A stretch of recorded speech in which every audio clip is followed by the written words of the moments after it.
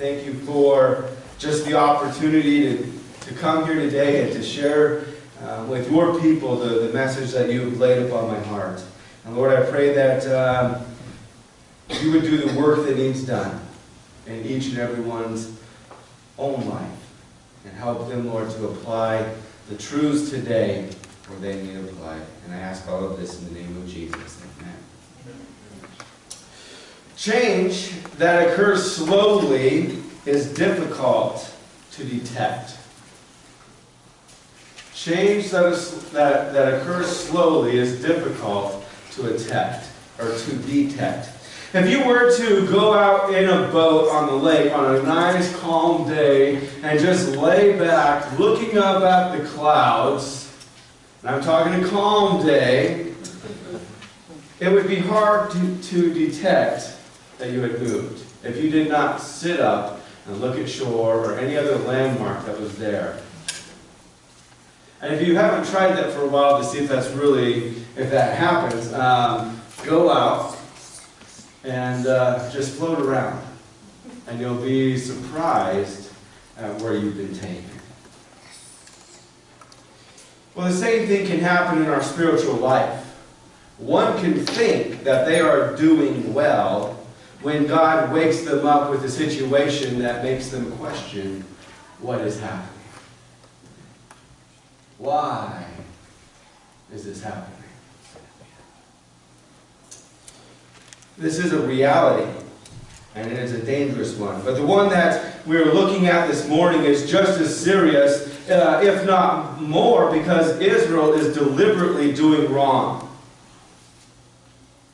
The warning of punishment that we see in our study, that we have seen in our study of Hosea, should cause us to not want to do the same, to not go through that same punishment. And so this morning we find a contamination warning being given, which is different than the slow fade. So please turn over to Hosea chapter 4, and we're going to be looking at verses 15 through 19. And this is what it says. It says, "Though you, Israel, play the harlot, do not let Judah become guilty. Also, do not go to Gilgal or up to Beth-aven and take the oath, as the Lord lives. Since Israel is stubborn, like a stubborn heifer, can the Lord now pasture them like a lamb in a large field? Ephraim is joined to idols. Let him alone.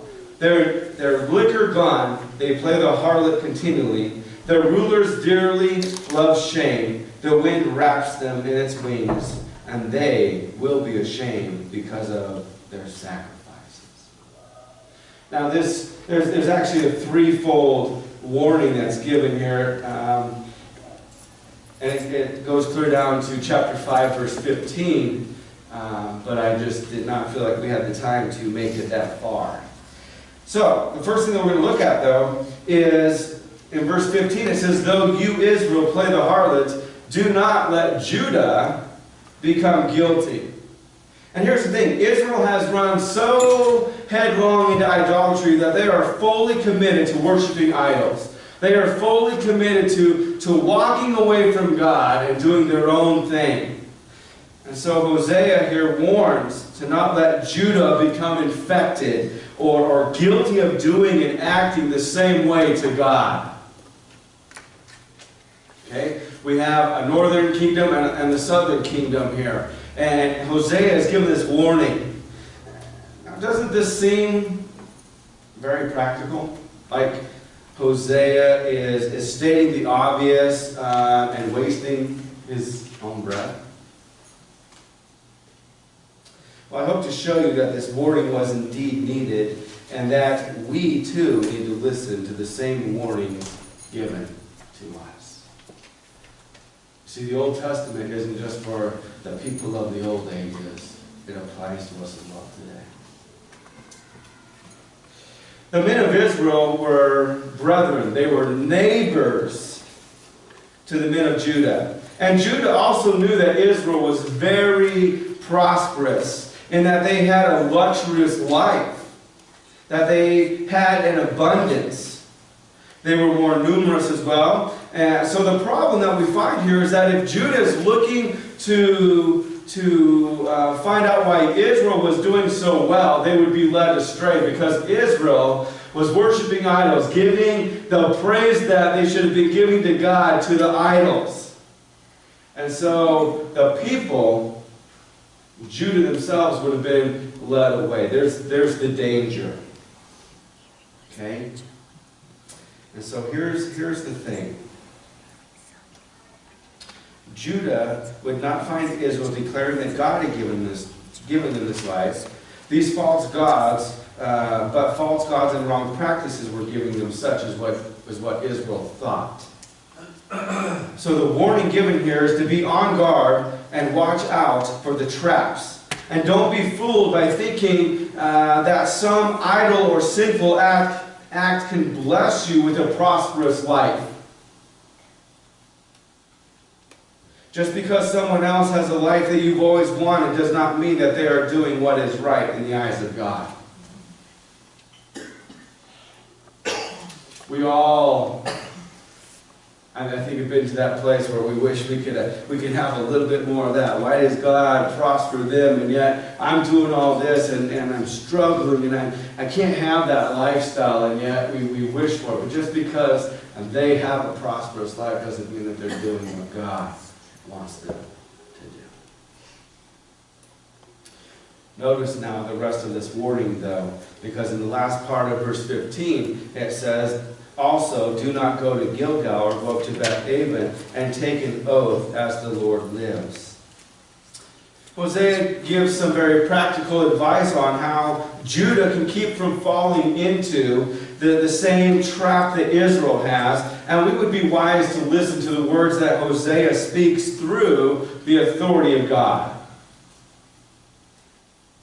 If Judah was not going to fall into the sins of idolatry, they must keep their distance from Gilgal and Beth-aven. Now, do you know anything about these two places? Well, Gilgal was the place of spiritual history for Israel. If you'll notice, it was a place where Israel made preparations for the first Passover in the land. Much of the story of Samuel and Saul took place there. And David was welcomed by Judah at Gilgal after the war with Absalom. Gilgal was a place where people would come and they would see the power of God, the reverence of God, and they would come there, and that was what their mind focused on.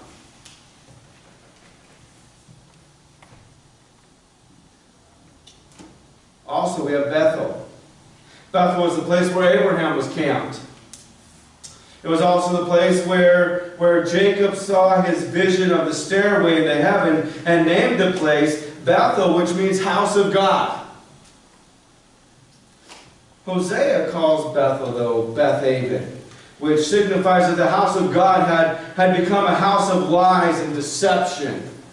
And these were two sacred places that Israel held sacred because of what happened there. And so because it was set up as sacred places, well, we just move in our own religion there and set it up because it's a sacred place. People will come, but we can have what we want.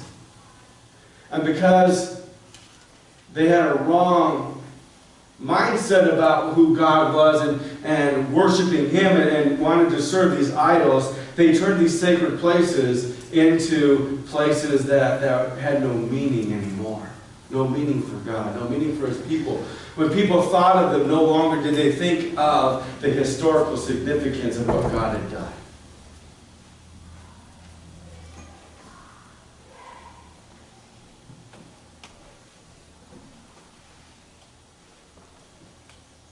So, here's the thing. Gilgal and Bethel went from being a place that people went to hear and to recall the greatness of God to centers of apostasy where God was forgotten and idols were worshipped. And Judah was to understand that there was nothing good there and to keep their distance. Because traveling to Gilgal or Beth-aven was like running towards a pack of hungry lions expecting not to get eaten.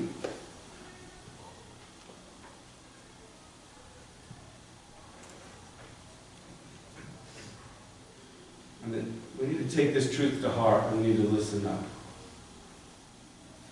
If you are going to willfully hold hands with sin, then don't be surprised that it rubs off on you. If you're going to willfully do it, don't be surprised that it's rubbing off on you. You see, the thing of it is Judah was told, they said, hey, don't travel there. Don't go to these places. It's a warning.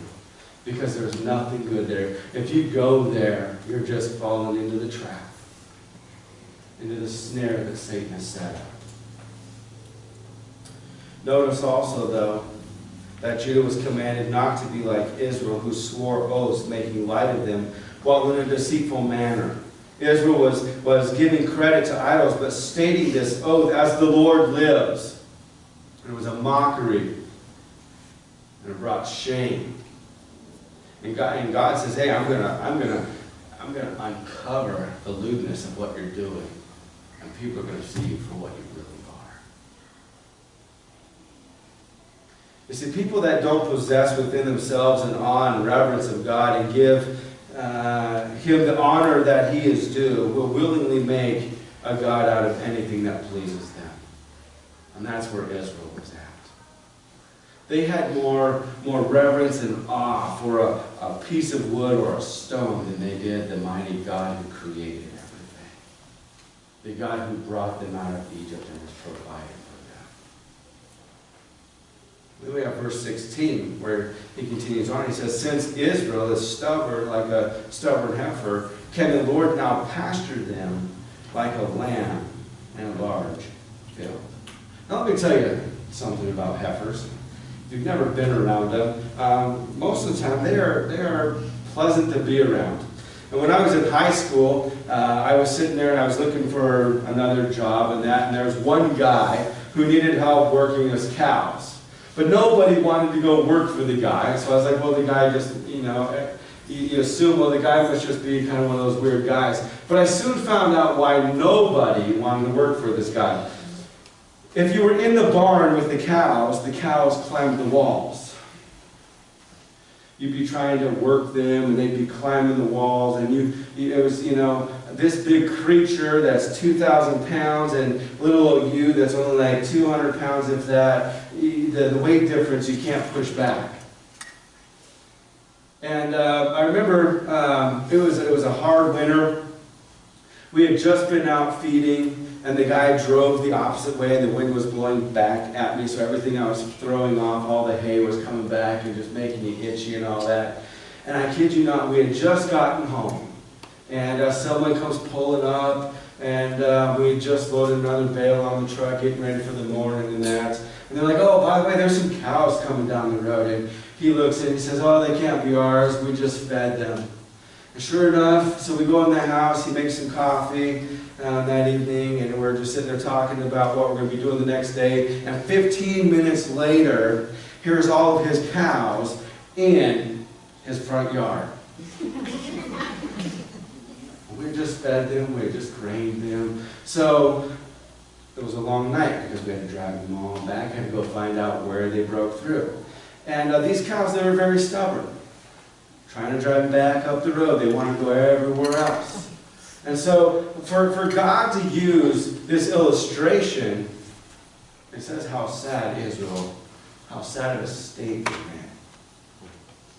How sad it is that Israel is likened to a stubborn heifer, one that would not go where she was to go and to do as she was to do.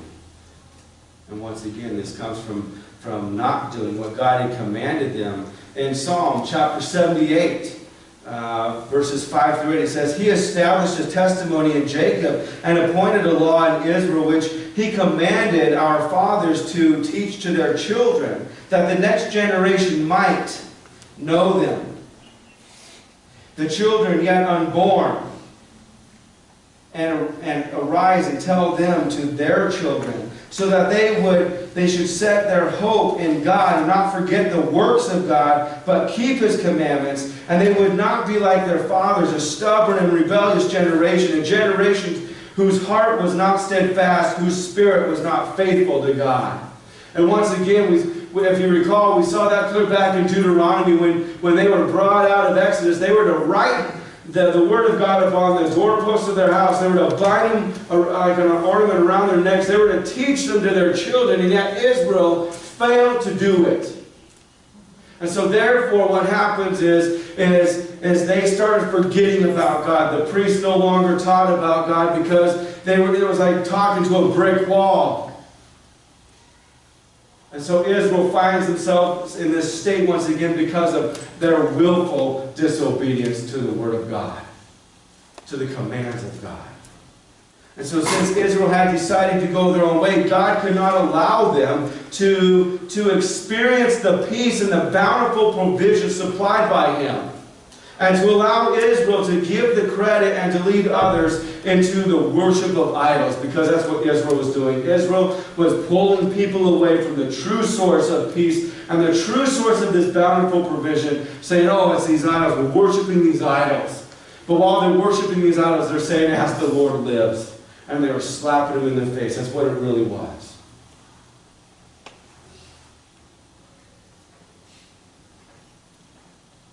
My question is what reason did Israel have for casting off the yoke of God? What reason did Israel have for casting off the yoke of God? God did not promise Israel an easy life, but the life that they chose to live was far more difficult than what God had planned for them. God cared for them so much. He cared for His people so much that we read in Micah 6:3. He says, my people, what have I done to you, and how have I wearied you? Answer me. He's questioning them. He's saying, hey, think about this. What have I done to cause you to walk away from me? Did I not show you enough love? Did I not provide you all these things? Have I not been there for you? And he's bringing back to their mind with this question. It should recall where God has brought them. And how sad that is. But also in Jeremiah 31:25, it says, for I satisfy the weary ones and refresh anyone who languishes. Is God's yoke burdensome? Is it heavy? No, it's not. Israel's desertion was an unbelievable act and most unpleasant in the eyes of God. And there was only one thing to do, and that was to punish them. And so he gives this warning here about, hey, don't go, you'll be contaminated. I like what Matthew Henry says. He says, the prophets were sent with the goads of reproof to put them forward. They kicked against the pricks and ran backwards. You see, Hosea was there to try to lead God's people in the direction that they were to go. But all they did was they rejected listening to it. They kicked against it and they fought against it. They fought against the priests, and that's why the priests no longer taught about God, and they rejected the knowledge and all of that. And so now Israel finds themselves, because they were doing that, they find themselves in this tragedy of God saying, hey, I'm not going to be your God. If you're going to reject me, I'm going to withhold all my provision from you, my grace from you. It doesn't mean that God stopped loving them, but he says, I'm not going to supply peace, and I'm not going to supply this luxurious lifestyle any longer if you're not going to give me credit for it.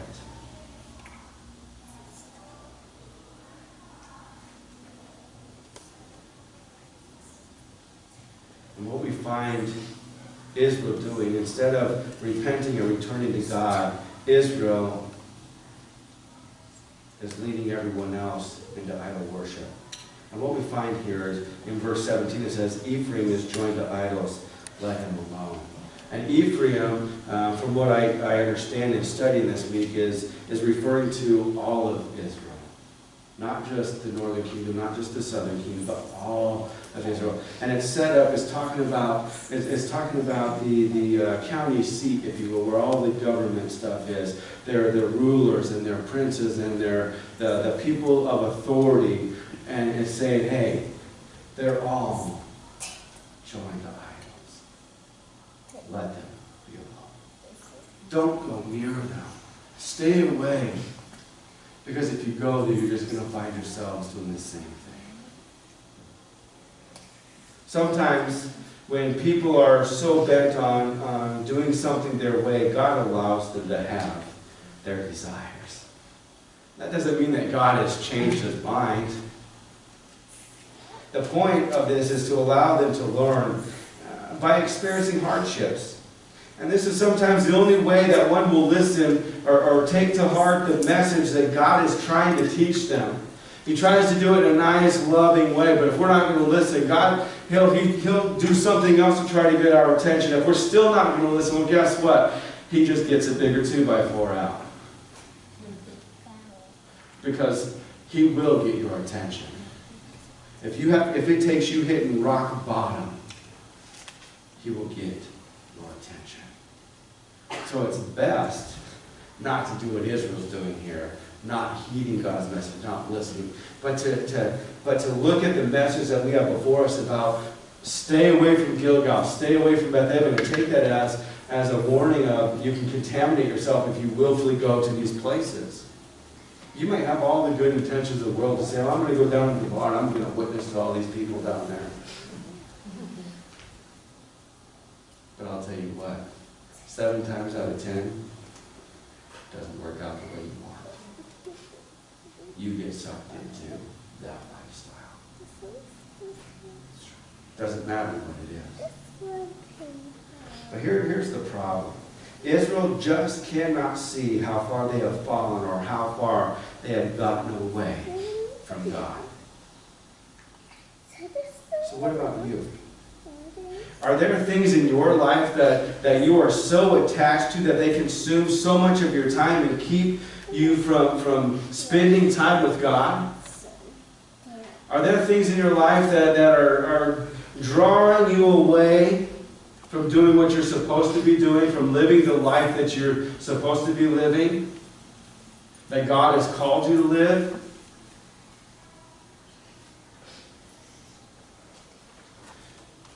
You need to take note of and lock away in your knowledge and understanding of God how deep His love ran for Israel and the desire to restore His grace to a worthless and undeserving people. See, God still loved them. They didn't deserve His love, but He still loved them.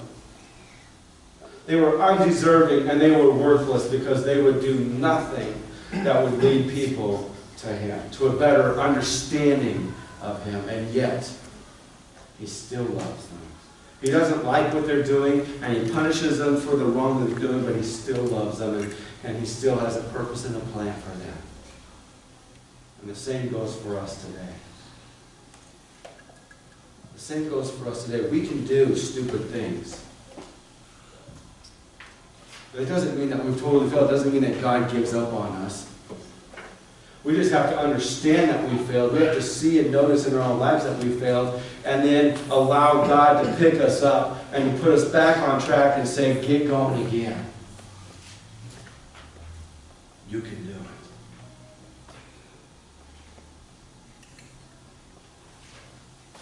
it. Notice the rest of our text, though, verses 18 and 19. See, Israel, they wouldn't allow God to do that. And verse 18 says, their liquor gone, they play the harlot continually. Their rulers dearly love shame. Verse 19, the wind wraps them in its wings, and they will be ashamed because of their sacrifices. They will be ashamed one day. Israel is carried away by the spirit of idolatry because they have rejected the truth and forgotten God.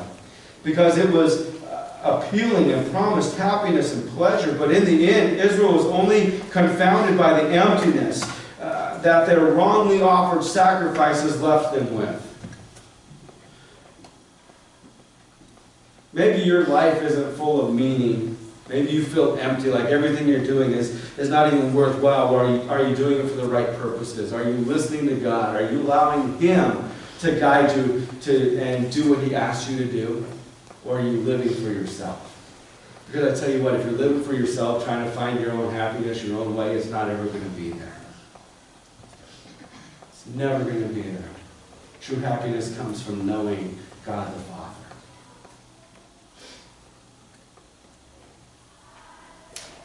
So in conclusion, why did you come here today to listen to this sermon about a people long ago that you don't even know and maybe could care less about? How should this message you heard today affect your life? Well, you have been warned not to become guilty by going along and doing the same wrong that your friends or your neighbors or your extended family are doing, because if you partake of the sins of others, you will also share in the punishment that is coming upon them. And that is what Judah was to understand. They were to understand that if they were going to go up to Bethhaven and go up to Gilgal and not heed this warning about being contaminated by going there, then they were going to suffer the same punishment that Israel was going to suffer. Because you can't go and hang out with the wrong crowd and not expect to pay the price that the wrong crowd pays.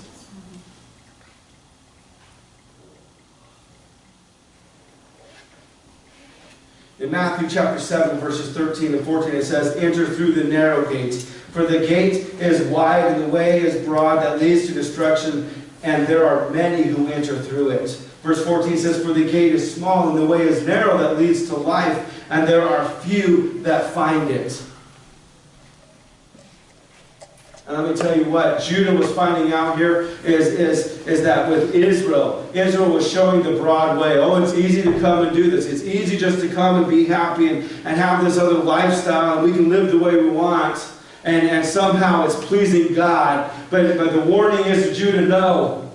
That's the broad way. It's leading to destruction. You stay where you're at. Stay away from there. Don't even go close, and don't even get your clothes filthy with the dirt of those cities. Because it's just going to get dirtier and dirtier and dirtier.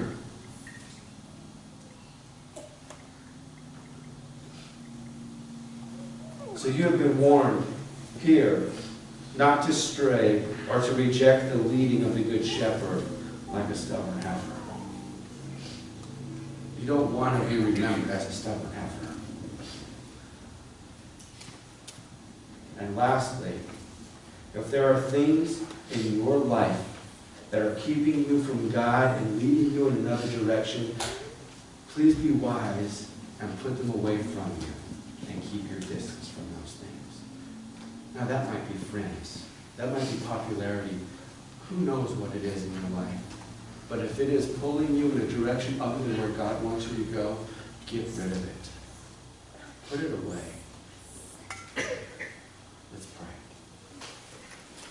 Heavenly Father, I thank you for this message today. This message that we find a warning in of how we can become contaminated if we are not wise and stay away from the places that we know we should not go to.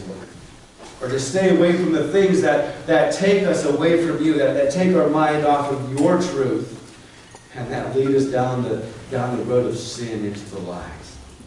So Lord, I pray that we today we will take this truth to heart. We will heed this warning and examine our own lives to see if there is something there that is leading us astray or keeping us from doing what you would have us to do, or keep us from living the life that you have called us to live. And if so, Lord, I pray that we would put it away from us and never turn back to it. Lord, help us to be truthful with ourselves, because we know that if you convict us, Lord, it's got to be true. Help us to see the errors of our ways so that we can grow. So, Lord, that we might not be a hindrance to the gospel message, to the kingdom message that needs to be proclaimed to the world around us, but that we might be a true example, the true light, the true bread of life flowing through us, leading people to the kingdom. I ask all of this in Jesus' precious name.